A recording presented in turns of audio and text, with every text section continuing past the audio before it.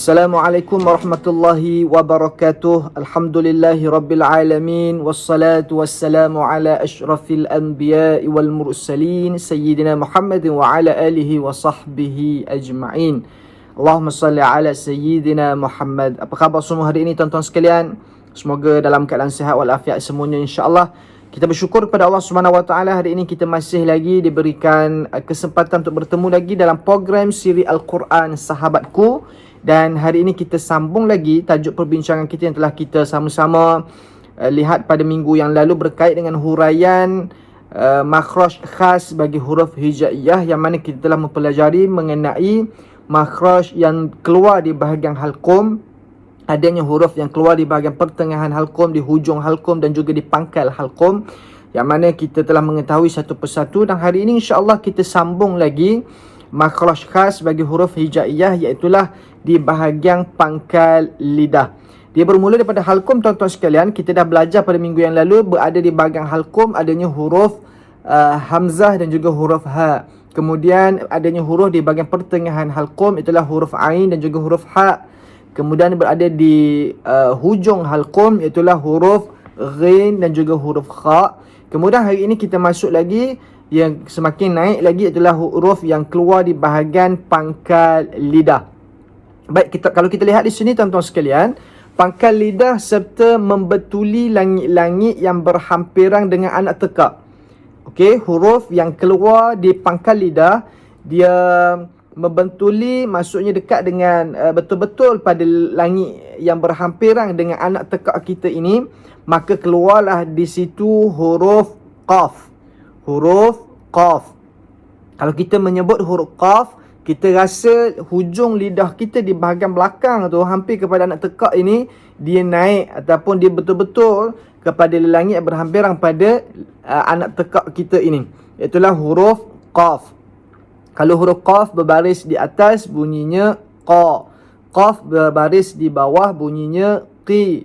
Qaf yang berbaris di hadapan bunyinya qu. Maka di sini tuan-tuan sekalian, kita belajar di sini huruf qaf keluarnya di bahagian pangkal lidah. Maka hati-hati juga tuan-tuan sekalian, kerana huruf qaf salah satu daripada huruf isti'la, yang mana sifat isti'la ini adalah meninggi, dan huruf qaf ini juga ada dalam surah Al-Fatihah kita.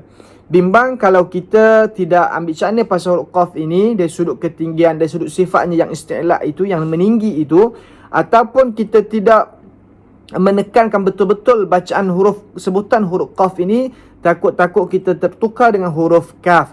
Contoh dalam Al-Fatihah yang sering kita baca dalam solat kita pada ayat ihdinas siratal mustaqim, adanya huruf qaf di situ. Kalau kita membaca dengan ihdinas siratal mustaqim, maka kita telah mengubah daripada huruf qaf kepada huruf kaf. Ihdinas siratal mustaqim. Qaf mestilah keluar di bahagian pangkal lidah. Okey, seperti mana kata Imam Ibnu Al-Jazari, wal qafu aqsal lisani fawqun. Ini matan daripada Imam Ibnu Al-Jazari, katanya apa dia? Wal qafu, dan huruf qaf, okey, makhrajnya aqsal lisan. Aqsal lisani fawqu, iaitulah makhrajnya ialah di pangkal lidah sebelah atas. Fawq, pangkal lidah sebelah atas. Maknanya pangkal lidah kita ni membetuli langit-langit yang berhampiran pada anak tekak, maka keluarlah di situ huruf qaf. Baik, kita ulang kaji lagi. Di pangkal halqum dan huruf hamzah, ha, ain, ha, ghin dan juga kha, naik lagi di pangkal lidah, keluarnya huruf qaf. Okey. Baik, kemudian kita lihat lagi tuan-tuan sekalian, para pendengar yang dikasihi oleh Allah.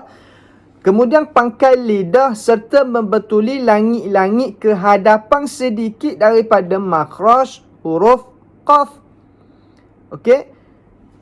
Pangkal lidah tadi betul-betul huruf qaf. Ke depan sikit dia pangkal lidah juga. Membetuli langit-langit juga, langit bahagian mulut kita, dalam mulut kita ni, tetapi dia ke depan sedikit. Dia ke depan sedikit daripada makhraj huruf qaf. Maka keluarlah di situ adalah huruf kaf. Huruf kaf. Jadi huruf kaf ini dia berada di pangkal lidah tapi ke depan sedikit nak berbanding dengan huruf qaf. Kalau qaf di belakang, kaf di ke depan sedikit, tapi masih lagi di bahagian pangkal lidah. Okey, seperti mana kata Imam Ibnu Al-Jazari, thummal kafu asfalu. Thummal kafu asfalu. Kemudian kaf, yakni huruf kaf itu di bawah sedikit, asfal. Maksud bawah sedikit ini daripada huruf qaf, makhraj huruf qaf.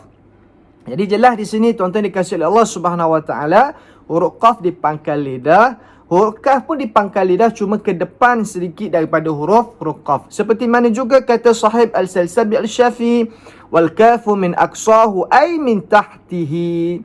Dan kaf itu keluar daripada pangkalnya lidah, iaitu dari bawahnya makhraj huruf qaf. Apabila ditanya kenapa ha dan juga hamzah yang keluar keduanya daripada pangkal halqum dikira dua huruf mutajanisain, sedangkan qaf dan kaf yang keluar keduanya daripada pangkal lidah dikira dua huruf mutaqaribain. Ini persoalan yang menarik tuan-tuan sekalian. Kalau hamzah dengan huruf ha yang simpul itu dikatakan dua huruf ini adalah huruf mutajanisain, ini yang sama jenis. Tapi kenapa huruf qaf dan juga huruf kaf yang keluar daripadanya dinamakan ataupun dipanggil, dikatakan ataupun dikira sebagai huruf mutaqaribain? Ulama mengatakan bahawa huruf ha, yakni ha simpul, dan juga huruf hamzah dikira dua huruf mutajanisain. Sebab apa? Kerana qadar pangkal halqum itu pendek. Adapun huruf qaf dan juga huruf kaf dikira mutaqaribain. Apakah maksud mutaqariban? Dekat. Kalau mutajanisain ini sama jenis, sejenis. Mutajanisain, mutaqaribain adalah dekat. Mutaqaribain maksudnya adalah dekat, sebab dikira mutaqariban kerana kadar pangkal lidah itu panjang. Itu beza.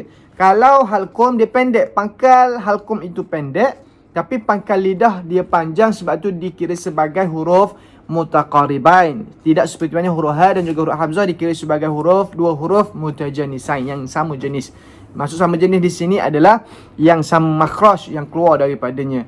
Okey. Baik, kemudian kita lihat lagi tuan-tuan sekalian, selesai kita bahagian pangkal lidah, kita ke depan sedikit, iaitulah di bahagian pertengahan lidah.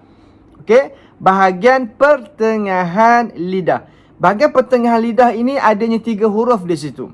Pertengahan lidah ini serta membetuli langit-langit keluar daripadanya, iaitulah 3 huruf. 1 huruf jim, 2 huruf shin, 3 huruf ya. Huruf ya di sini bukannya huruf ya yang sama seperti mana ya keluar di bahagian al-jawf, itu huruf ya sukun, yakni huruf ya mat. Ini adalah huruf ya yang berbaris, ya baris atas, ya baris bawah, ya baris depan, ya, yi, yu. Bila kita membaca demikian, kita dapat rasakan huruf ini keluar di bahagian pertengahan lidah. Seperti mana kata Al-Imam Ibnu Al-Jazari lagi, wal wastu fajimu shinu ya. Wal wastu fajimu shinu ya. Apa maknanya? Dan wal wastu. Al wastu ni maksudnya wasat, di pertengahan. Dan pertengahan apa? Yakni pertengahan lidah. Fajimu. Ada disebut fajimu adalah huruf jim, makhraj jim. Ashinu iaitulah huruf shin, ya. Dan juga huruf ya. Wal wastu fajimu shinu ya. Yakni huruf yang keluar berada di bahagian al-wasat ataupun disebut sebagai wastu, bahagian pertengahan, huruf jim, huruf shin dan juga huruf ya.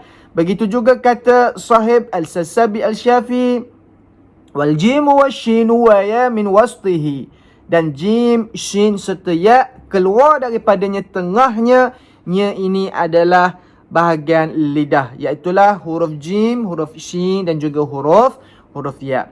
Baik, tuan-tuan dikasihi oleh Allah Subhanahu Wa Taala, jim, shin dan ya yang keluar daripada tengah lidah adalah tertib yang dinyatakan oleh sebahagian ulama, antaranya Imam Syatibi dan Imam Ibnu Al-Jazari. Adapun sebahagian ulama yang lain, antaranya Mulla Ali Al-Qari mendahulukan shin daripada jim dan akhirnya huruf ya berdasarkan pendapat Abu Al-Abbas Al-Mahdawi. Ini khilaf tuan-tuan di sudut susunan. Nak sebut jim dulu ke shin dulu, itu khilaf.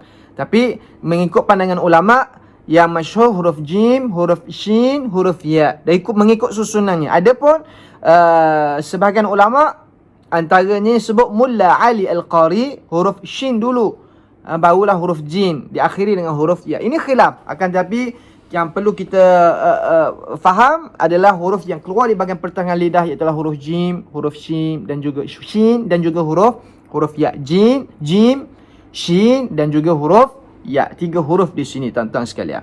Baik, kita berhenti setakat ini dulu untuk hari ini, insya-Allah. Kita sambung untuk akan datang berkait dengan bahagian tepi lidah, sama ada kiri ataupun kanan, serta membetuli gigi gerahang sebelah atas, yang mana berkait juga dengan huruf yang kita sebut tadi, huruf jim, huruf shin dan juga huruf ya, dan juga huruf lam. Kita melihat apakah huruf tersebut, insya-Allah kita cuba bincangkan pada minggu hadapan, insya-Allah, huruf yang keluar di bahagian tepi lidah, yang mana tepi lidah ini membetuli gigi geraham sebelah atas, tak kira sama ada kiri ataupun kanan. Apakah huruf tersebut? Kita jumpa pada minggu hadapan, insya-Allah kita lihat pada minggu hadapan. Terima kasih tuan-tuan sekalian untuk pertemuan hari ini. Saya mengharapkan apa yang telah kita belajar berkaitan dengan makhraj huruf bermula pada minggu yang lalu sebelum ini juga dapat kita mengetahui dengan baik, kita faham dengan baik, insya-Allah. Huruf yang keluar di bahagian al-jawf, bahagian rongga mulut, apakah huruf tersebut? Huruf yang keluar di bahagian halqum, apakah huruf tersebut?